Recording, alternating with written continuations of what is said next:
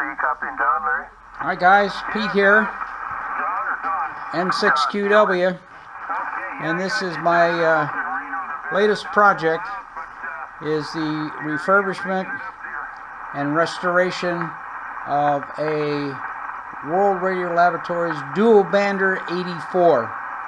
This was a rig that was built in the middle 60s by World Radio Laboratories in Council Bluffs, Iowa, Leo Meyerson shop,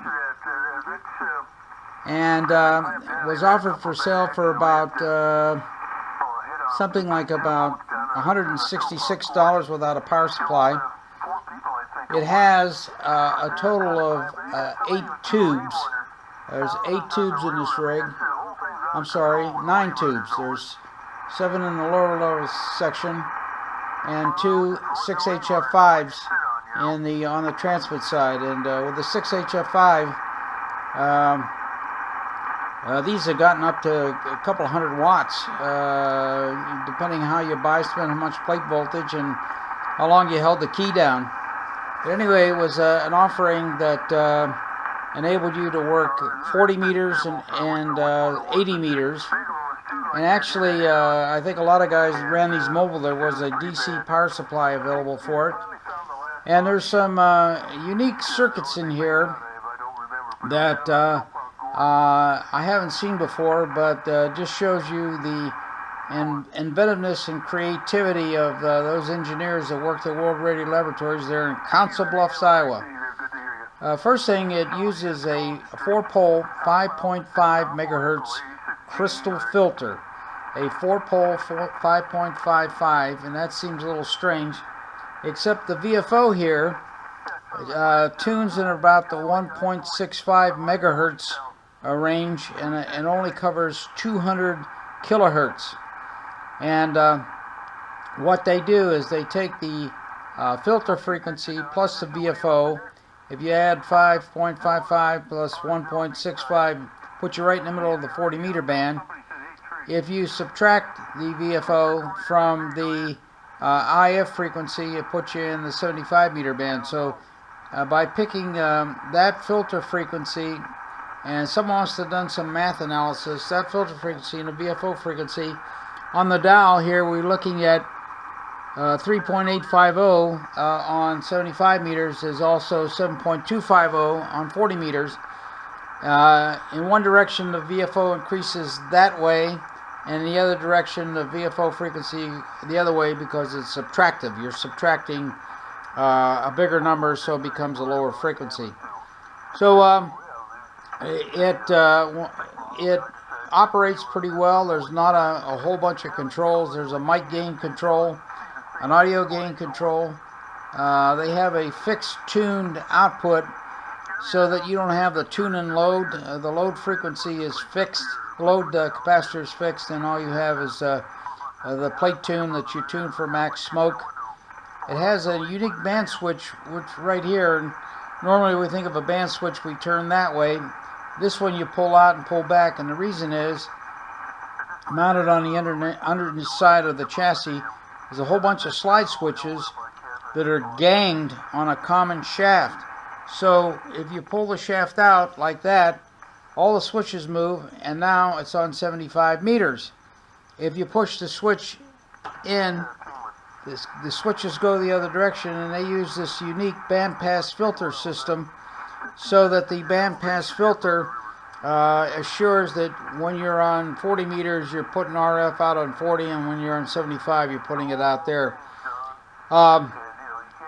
The driver's stage is a 12BY7, and that's pretty much standard. Any of the rigs of this era often had a 12BY7, whether it's driving a pair of 6146s or 6HF5s or 6DQ5 or something like that.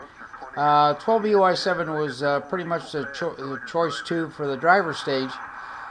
But in this rig, it also acts as the receiver RF amplifier, which is something I've never seen before. So the way in which they route the signal path, on receive, the RF is applied, the received RF is applied to the grid, and it passes through the stages. and it's picked off of one of those transformers that I talked about, Bandpass filter transformers, and then fed into a mixer stage, etc. The IF has two 12BA6s, and then there's a strange tube, a 6GX6 or something like that, which is the carrier oscillator, but it also is the product detector. So they use that as a combined tube, and that's not the first time I've seen that. Some of the other World Radio Laboratory Galaxy rigs had a very similar arrangement, so that the tube functioned as the carrier oscillator, but also as the product detector. The receiver audio amplifier is a triode and a tetrode, and it's a strange number. It's like a 6JV8 or something like that. But it's the same thing. It's a very similar to the 6EB8. So you've seen those quite a bit. Matter of fact, I think the Collins has a 6EB8 in it. But typically the triode section is the preamplifier, and the tetrode is the final amplifier on the audio section. In this case, the 12BA6s feed the product detector, and what they do then is it goes into the audio amplifier stage, but the triode section is part of the AVC circuit. So it operates as the triode is AVC. It's not in the audio chain per se. Then they use the 6HG8, and I should mention that there are a whole bunch of NPN transistors in here, and they're used in some interesting applications. Three of them are used in the VFO. Two are active devices, and one acts as like a Zener diode, wired diode fashion. The balanced modulator is really unique. It uses two NPN transistors that are fed out of phase by 180 degrees off the microphone amplifier, which also has three transistors in it. Two of them are associated with the mic amp stage, and the third one is again some sort of a reference diode. So it's got a bunch of transistors in here, and has another transistor that's used as a part of the AVC circuit. And when I first got this, it didn't receive, or the signal was very weak, and the way it was advertised on eBay, it says it needs a new 12BY7. If you put one in there, it'll fix it. Well, it didn't. I chased that problem for almost a week and a half, and I found that one 12BA6 that you put in there actually made it operate on receive, but wouldn't operate on transmit. And I came to the conclusion, after consulting with some others who own the dual bander, that 12BA6 was actually a bad tube. One of the elements was shorted, causing it to work. And really what was happening was the AVC was cutting off the receiver. And so I removed the AVC transistor, and I put two fresh 12BA6s in there, first IF, second IF, and it worked on receive, and then it worked on transmit. The transmit output is taken off after the first 12BA6 IF stage. So I kept thinking, what could be wrong? I removed the transistor, and it was a good transistor because all the transistors using this are the same part number. Now some of them have painted colors on it, and someone must have did a gain matching, calculated the gain, the beta gain, and picked the higher gain ones for like the VFO and what have you, and the lower gain ones could be used in the auto amplifier, was not as critical. So I just was beside myself, and then I thought the audio tube was okay because it produced audio. So then I didn't have an exact tube that was used in there, but the 6EB8 is listed as a close substitute, and I put that in there, and I resoldered the AVC transistor, and it works. Now the S meter works, and you can see it right there, peaking up on some noise peaks and what have you. But it formerly didn't work, and that was a problem because of the fact that you didn't have any AVC, and some signals got very, very loud. So I actually had the triode section of the 6JV8, I think it is, was bad. When I put the 6EB8 in there and then resoldered the transistor, the radio stayed on. Has this null control right here, which is, there's actually two sets of pot controls for the balanced modulator. There's one in the radio, and there's one on the front panel. And what the front panel does is it allows you to offset or to unbalance the balanced modulator. And what that permits you to do is provide a signal for tune-up. And this meter here is like a RF output meter, and it has a sensitivity control. I've never seen it pegged, but I'm not running the power supply that was specified for this rig. I'm actually using a Heath kit back here. You see with the pink color on it, HP23, and power requires, this is strange, 800 volts, 400 volts, and about the most I'm getting is about 330. So I suspect if you put 400 volts on the grids of the 6HF5, you'll get more output than you would with 330 or so. But that also makes the other two, because that's used for plate voltage and other parts of the circuit, that makes them really run hot. So I like the Heath kit supply. If I get this thing kind of peaked up, it'll get about 100 watts, out.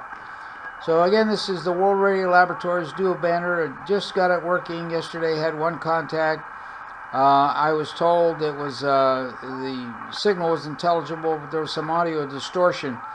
And in reviewing some of the information on the internet, it cited that there's an electrolytic cap that typically goes bad and will produce just in the microphone amplifier stage, and that needs to be replaced. And I did that, and also indicated that you should make some changes with the roll-off on the low end. That they said they were missing some of the lows, so I added suggested 100 nanofarad capacitor in the mic right at the mic lead in to the audio to the microphone amplifier, and I did that.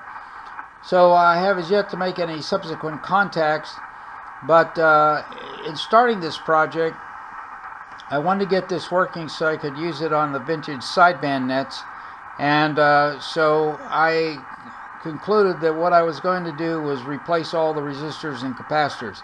I pretty much did that, and not that I went out and bought a lot of resistors and capacitors, but I've restored quite a few boat anchors, and at that time I'd buy stocks of capacitors and resistors. So I had a pretty extensive stock of half watt, 1 watt, 2 watt resistors, and I had lots of 0.01s at 500 volts, and so essentially I replaced everything on the board that I could get access to. Some of the boards, this was built by someone who didn't understand design for manufacturing and assembly. Being an old manufacturing guy, I understand that, and they sure didn't. But one of the boards that has the VFO and the mic amp on, to make all the changes of the capacitors entails major disassembly, a lot of unsoldering of wires, just to get at the board.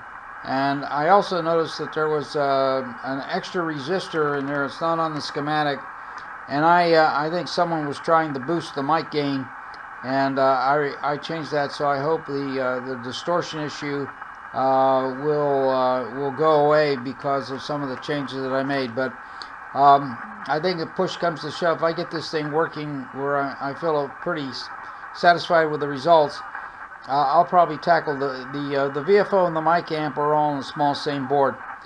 So later on in this video, I hope this is Thursday night, I hope to record part of the vintage sideband net to include it with this this video making about the dual bander. Evidently someone had their call sign or something like that on a plate, because there's epoxy here and they took some of the paint off. That's too bad, because otherwise the front panel is in pretty good shape. I'm thinking about making a small little panel plate with my call sign on it, and kind of just fit that right over that, so that it takes care of the paint that's been peeled off, because otherwise the panel, the lettering is pretty good, and a few scratches in that. But here, this fits in the case front, so you won't see that. But anyway, this is Pete, N6QW. This is the WRL, World Radio Laboratories, a la Leo Meyerson from Council Bluffs, Iowa. And one of the product lines of the mid-60s is a dual bander. And something that is a rude awakening. If you're younger than 54 years old, this radio is older than you are. So just keep that in mind. It's got a built-in speaker, although I'll probably replace that because someone punctured the cone. And so on some high, when you have the gain cranked up, you can hear that the cone has been ripped. And it's just a small, I think it's 3" by 3", and I'm sure we can find a replacement for that somewhere for not too much money. So this is Pete. I hope to get this cranked up on 7202.5 a little later this evening, and record the vintage sideband nat that's run out of New Mexico. You can see the S meter never moved before this afternoon when I concluded that it was the bad triode section of the audio amplifier tube.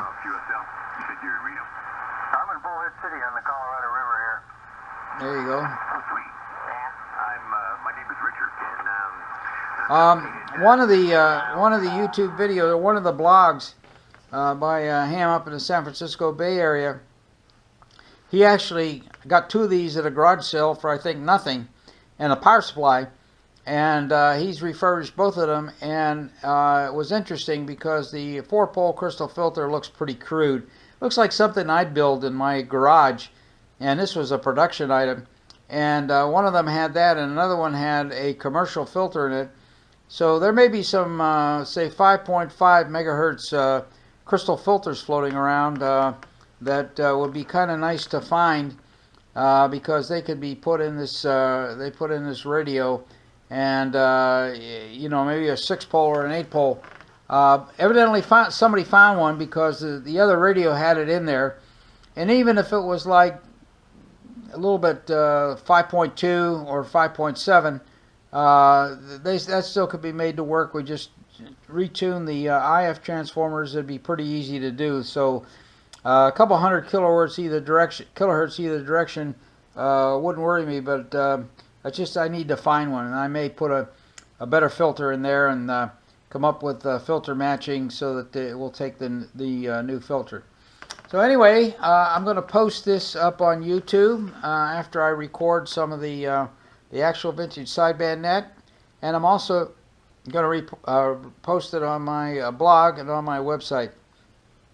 I do have a link on my website, www.n6qw.com, and you can see some more detail of photographs and see some of the things I had to do so far. So it's working. I have some future goals. One of them is to make sure the audio gets cleared up, and the other is to address some of the work that was done. Some of the soldering was awful, and I've literally rebuilt both boards, or both the 2 larger boards. The smaller board I have not. So there's a total of 3 boards in here, and then maybe do a little work on the final amplifier cage. I'm a little worried because it's exposed, and man, there's 800 volts sitting right there, and I don't know what went through their mind, but I may have to come up with some kind of a safety cover for that so you don't get electrocuted.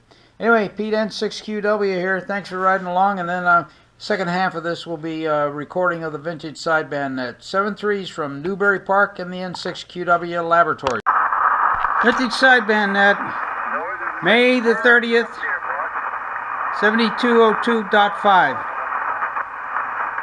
all right. Hey, can I get your name? Because I don't remember you checking in on the early bird on the bodega net. Did you check in and I missed you there, Bob? Well, you hang in there. You got time. We got a contest going, and gonna start at the top. Yeah, we got time to hang in there, Bob.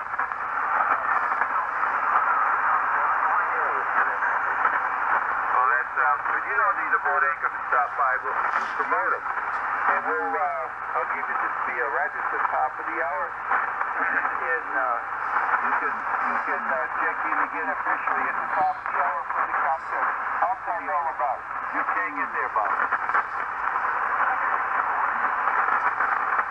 That's great. This is check in on the Boat Anchor Net right here in Florida, New Mexico. It's KO5 Yankee Albuquerque, New Mexico. Early bird. Early bird check-in. Net doesn't launch here for a couple of minutes.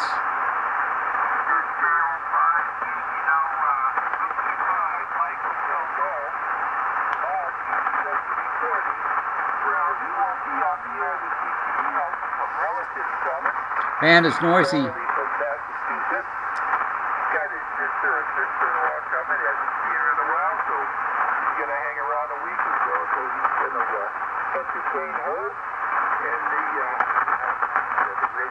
By the way, this has a port on the back, relay switching. You can switch a linear amplifier. But until I'm sure that I've got the audio distortion resolved, I probably won't put on the linear. It just makes things worse.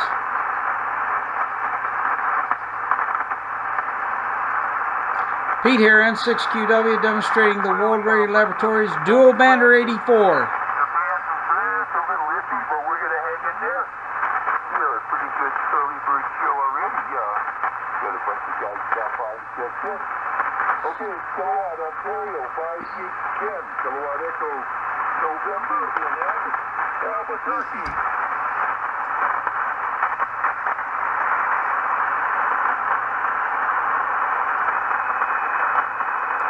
One thing curious about this, other manufacturers this time did not have a linear dial. The dial over 200 kilohertz, the gradations are all the same.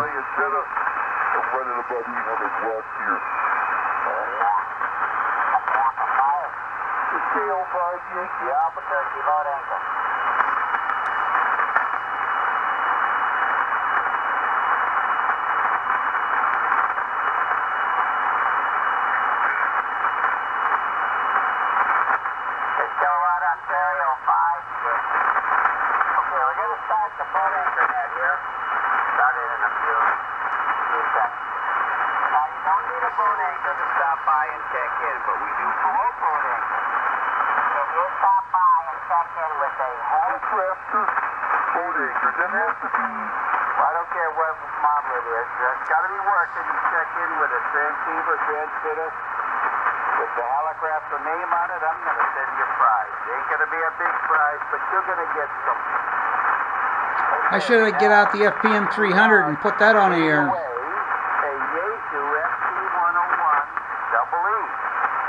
of the regulars on the Boat Anchor Net has donated this transceiver. It is working. You're going to get a manual and the microphone.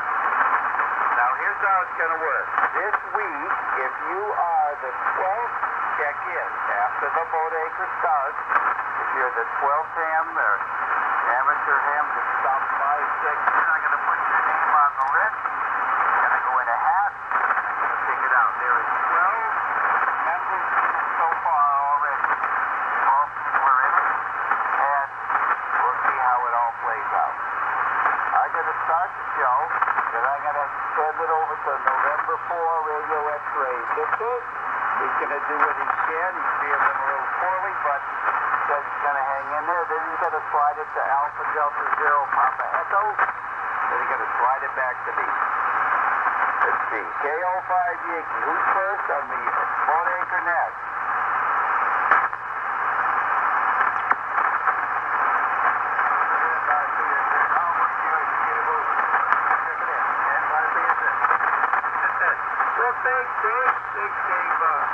Let's see. Hang on a minute. Let's see if you're on the list.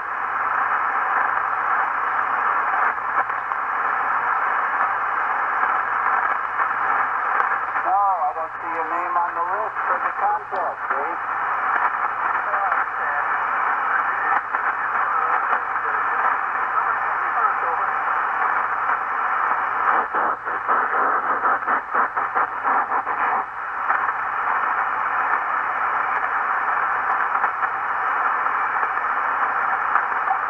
November 5, Papa November 0, KO5 Yankee.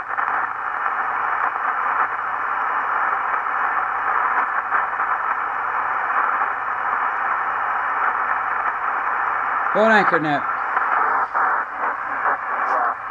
Boat anchor net. Anybody out there on the stop by and check in? KO5 Yankee. Well, 85 CTO. That's Bob officially on the boat anchor net. Good evening again.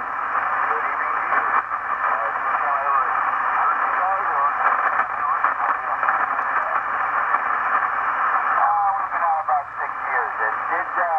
Did you understand the contest? Did I explain it properly? I guess I understood it. Not particularly interested, but the only thing is whoever wins, I'm gonna ask them to pay the shipping. Radio's free, transceiver's free, but I'm asking you to pay for the shipping. Okay, got that. One entering for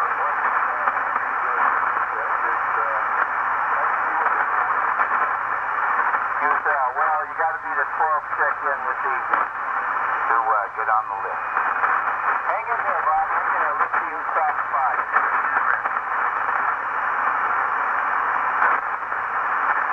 That's Bob up by Border. A new person for the boat anchor net. Glad you took the time to stop by. Boat anchor. Oh, I stepped down you a little bit, but hang in there, Bob. 405 Yankee with the boat anchor net.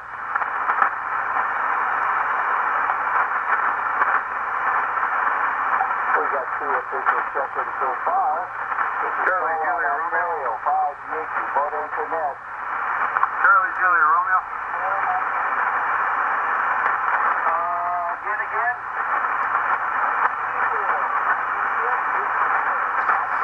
Okay, band's awful noisy this evening, so I'm just listening to a lot of static.